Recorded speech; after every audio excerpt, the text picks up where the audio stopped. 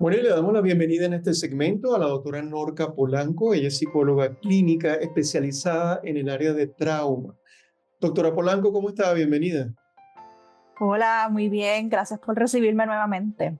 Nosotros un gusto, para nosotros un gusto tenerla en el programa.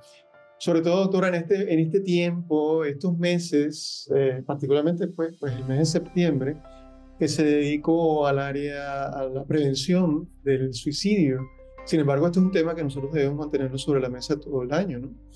Eh, Correcto. y pensaba, doctora, en el caso suyo, que está especializada justamente en el área de trauma, y pensaba qué tipo de relación podría existir, por ejemplo, tal vez estas personas que piensan en un momento dado que la salida es el suicidio, terminar con la vida, a veces y quizás terminar con sufrimiento.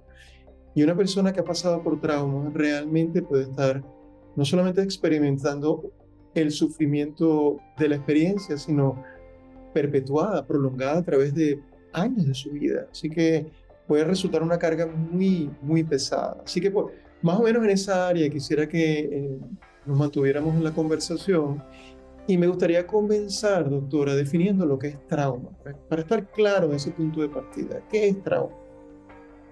Pues trauma, ¿verdad? O una experiencia traumática son esos eventos que pueden ocurrir en la vida de las personas, que pueden ser uno, que sea tan fuerte como que sea suficiente como, ¿verdad? Para que sea considerado como traumático. O también tenemos eventos traumáticos que pasan más de una vez, ¿verdad? Que son múltiples eventos o que un solo evento ocurre en repetidas ocasiones, como por ejemplo el abuso, ¿verdad? El abuso sexual. Ujú. Así que estos eventos, pues, causan un impacto emocional muy fuerte en las personas y pues tiene, ¿verdad? Una secuela a largo plazo en términos de dificultades para ajustarse. En algunas ocasiones empeoran, ¿verdad? Diagnósticos de salud mental o físicos que ya existen. En otros casos se desarrollan luego ¿verdad? De vivir estas experiencias. Así que de esa manera yo creo que es la forma más sencilla de poderles explicar a la gente qué es eso de un evento traumático. Pero, ahora, algunos ejemplos, doctora, que usted nos pudiera dar sobre cuáles serían experiencias traumáticas, digamos, de las más frecuentes que usted ve en su oficina o que se conocen. Correcto. Eh, Una muy sencilla y que nosotros estamos muy familiarizados, ¿verdad? Puede ser las experiencias que se viven cuando hay eventos atmosféricos, luego de, por ejemplo, el huracán María, de terremotos, países, ¿verdad? Que están, por ejemplo, no me ocupa a mí, pero te puede llegar gente que ha estado en Ujú. guerra, que son, ¿verdad? Veteranos. Las experiencias de abuso sexual, de maltrato, de negligencia, exposición a violencia. Algunas pérdidas ¿verdad? De familiares o conocidos pueden provocar duelos traumáticos, dependiendo, ¿verdad? De la manera en que se dio pues esa pérdida. Si la persona, por ejemplo, estuvo de testigo, por ejemplo, cuando alguien tiene accidentes de tránsito y muere quizás la otra persona que estuvo en el carro, o, ¿verdad? O gente con quien chocaron. Así que esos son ejemplos bastante comunes de lo que son experiencias traumáticas. En el caso de los niños, pues añadimos, por ejemplo, las experiencias ¿verdad? De bullying o de Ujú. acoso escolar.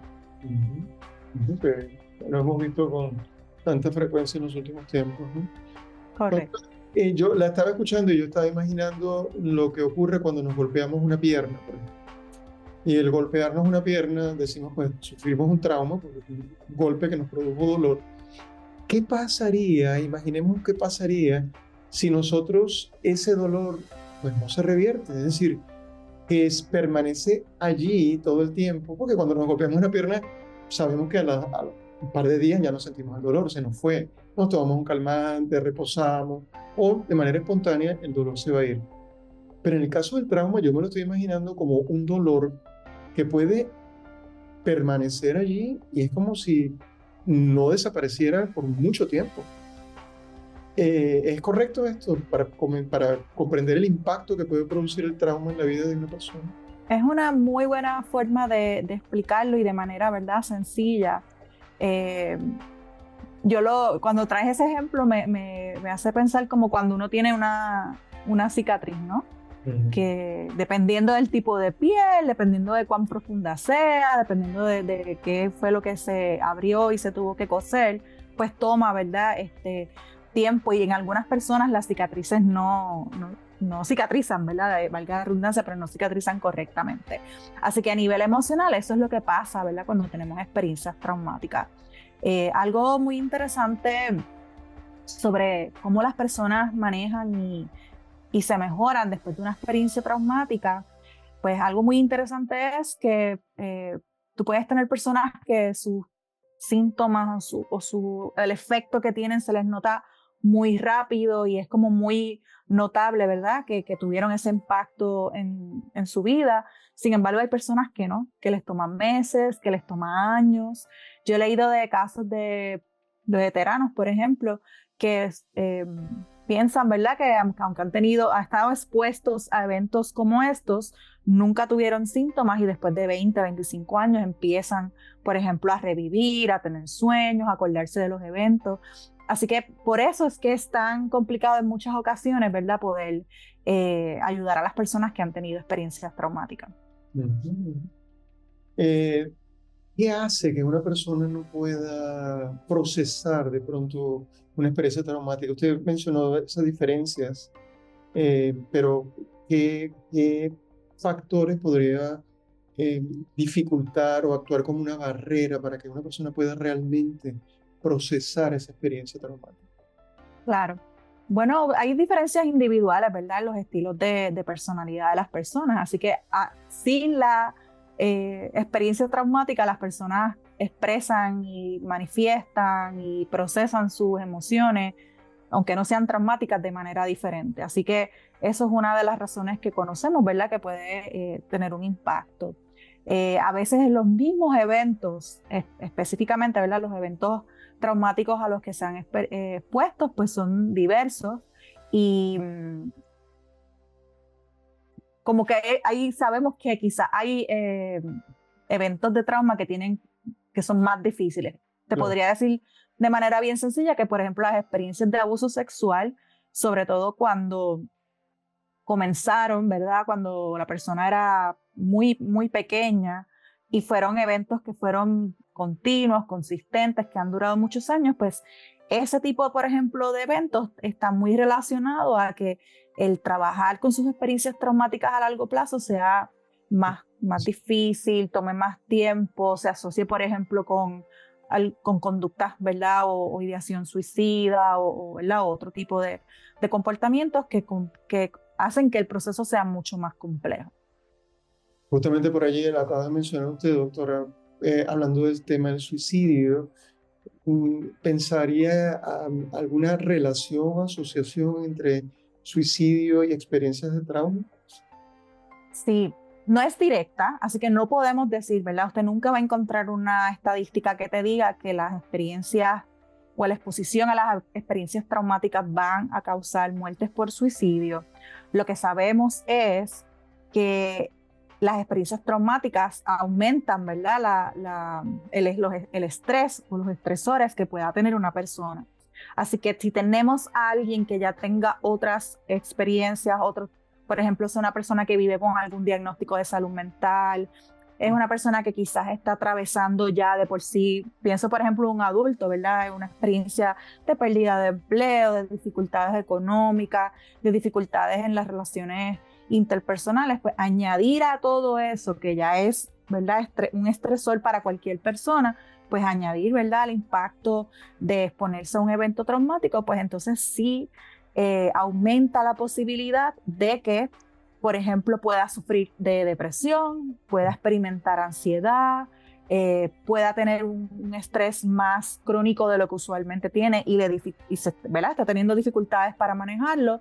Así que ahí es donde empieza el factor de riesgo de que pueda haber alguna ideación suicida, algún intento.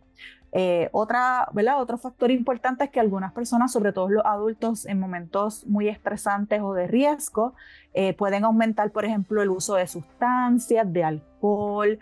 Eh, y esto entonces, ¿verdad? También aumenta la posibilidad de que el manejo de la situación sea mucho más complicada y pueda entonces darse algún riesgo. Pero sí es importante dejar saber, ¿verdad? Y que esté claro que no todas las personas que experimentan algún evento traumático, incluso cuando se consideran lo que es trauma complicado, no necesariamente por eso ya vamos a pensar que puede, ¿verdad? Estar en riesgo de suicidio, aunque tenemos que tomarlo en consideración y, ¿verdad? Dependiendo del rol que nosotros tengamos con la persona, pues estar pendiente.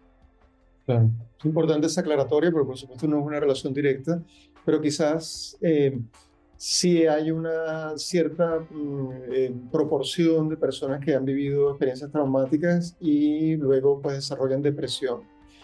Correcto. Y pues como usted mencionó, puede ser una vía.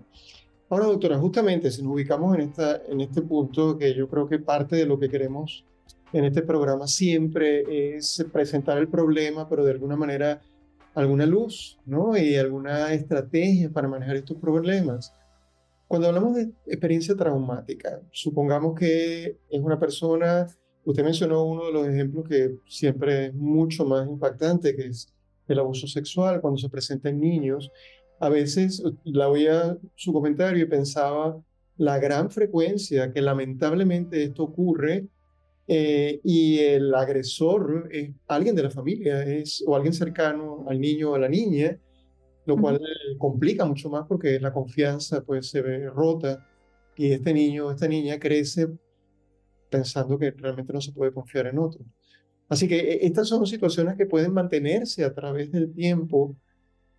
Me pregunto qué tipo de estrategias, se puede manejar desde el principio para que no se complique en la vida de la persona, la vida emocional, psicológica, mental de esta persona, esta experiencia de trauma. ¿Cómo podemos manejarlo? ¿Qué recomendaciones se podrían dar para manejar esto?